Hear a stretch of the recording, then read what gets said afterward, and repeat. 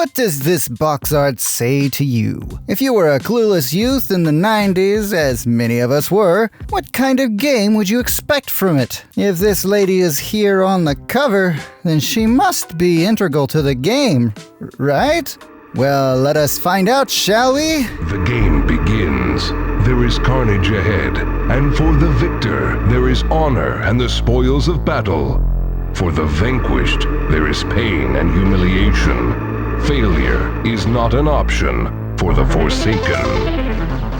First-person games gave players the freedom to freely move forward, backward, left, and right.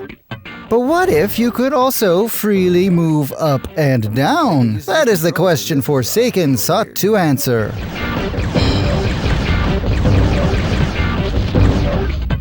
In Forsaken, you fly around on a hoverbike, completing different missions and stage objectives, like eliminating all enemies or defeating the boss. You can move in any direction, which is interesting, even though it can be a little disorienting at times, not knowing which way is up. The game defaults to a first-person perspective, but there is an option to play from a third-person perspective instead.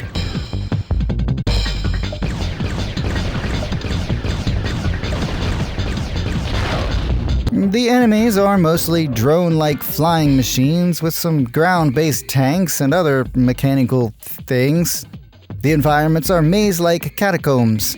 They're cramped and claustrophobic, like trying to dogfight in a sewer system. The game was originally designed for the PC and implemented some impressive visual effects. And even though the N64 wasn't quite as powerful as PCs at the time, Forsaken 64 still managed some impressive colored lighting effects. What sets this game apart is also what holds it back from greatness. It can be disorienting with no point of reference or horizon line telling you which way is up and which way you're facing, leading to philosophical questions like, where am I? Which way is forward? Was dedicating myself to playing every N64 game a mistake? And so on. The controls could also have been better. Because you're controlling a vehicle, they have used A to move forward, B to go backward, and the joystick to steer. The left and right C buttons strafe in their respective directions, and the up and down C buttons move you vertically up and down. It works, but I found myself pushing C up to move forward as you would in a standard first-person shooter for the N64. I personally would swap the C up and down buttons with the A and B. That's just a personal thing, but I feel like that would be a more natural control scheme. There's one enemy left. But where?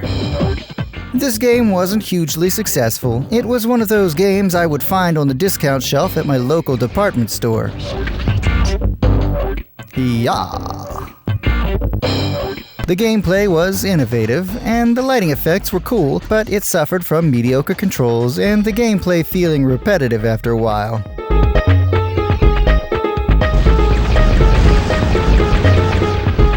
I'm also not a fan of the music.